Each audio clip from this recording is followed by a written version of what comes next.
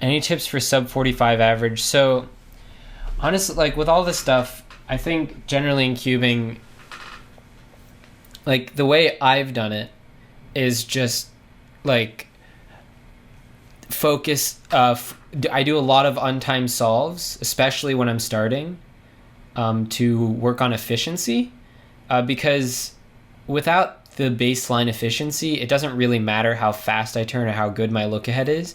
My solves just aren't going to be good.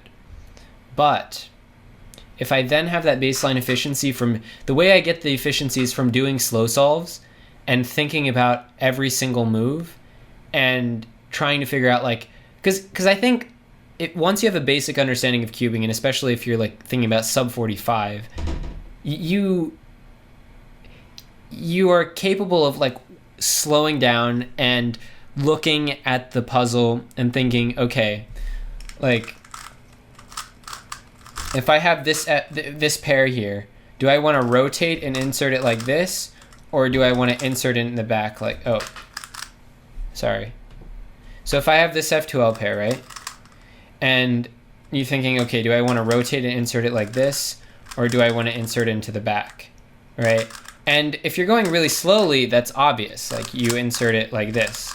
And that's a very simple example, which probably doesn't apply to someone going for sub 45. But I think once you get to that baseline efficiency, then you say, okay, like I'm efficient, and now you got to work on your look ahead. So what I did for Megaminx is I have a set order, right? And you follow the order pretty solidly, but you have to do this all slowly, because if you're going for times, you're not going to improve that much.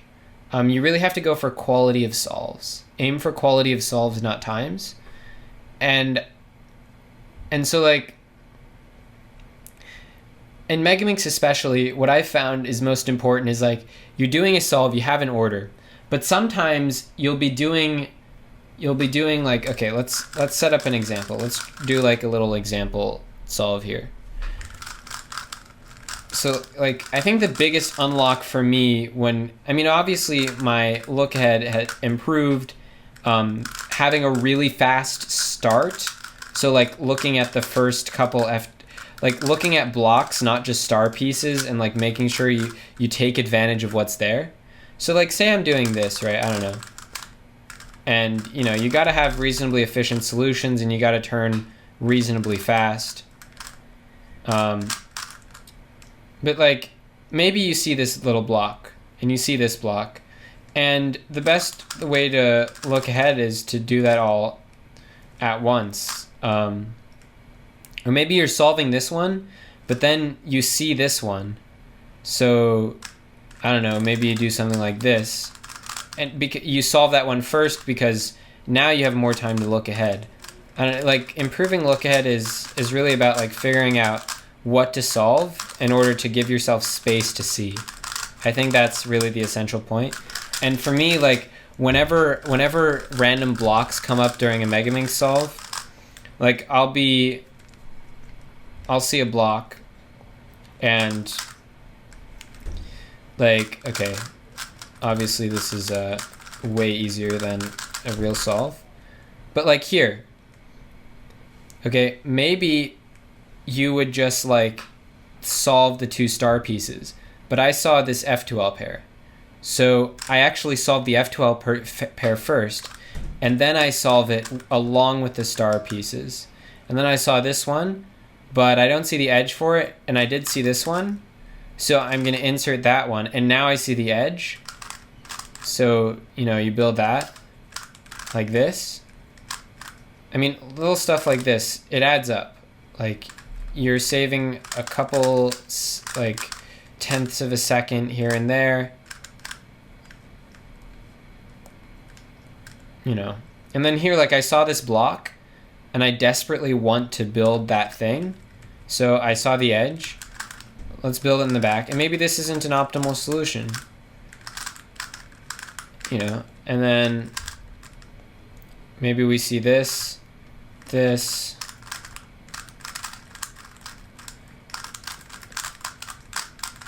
see that, And then once you get to the end, it's just algorithms. But obviously you don't need algorithms to be sub 45. Anyways, that's my attempt at a very brief, unscripted and unprepared explanation on how I got sub 45. I mean, for me, it was like a lot of practice, obviously. Like, I went from 47 to 42 very quickly because it was a mindset shift, you know, like just like going from just doing the order and just seeing F12s as F12s and realizing that it's not a bunch of 3x3, it's a Megaminx, right? So you can do random stuff and preserve stuff all over the place and that it'll just work out, or it won't. And for me, like, if you watch my solves, it doesn't work out a lot of the time. And I think in those cases, you know, you just learn from them and you kind of hone the intuition of like when, like if you take a lot of risks and a bunch of them fail, if your brain's working well, then maybe your intuition will, like, you'll build this intuition of like what will fail and what will succeed. And then like over a long period of time, you'll just slowly start to make less mistakes and you'll make other mistakes, and, you know, and you learn from those. I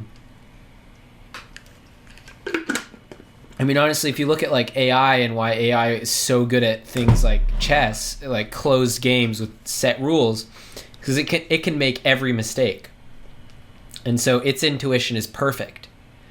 And obviously, humans can't have that crazy level of intuition, but we don't really need it to like enjoy it, you know. And for me, it's really fun to like try and hone that intuition and try and figure out exactly what moves to make, what plays to do.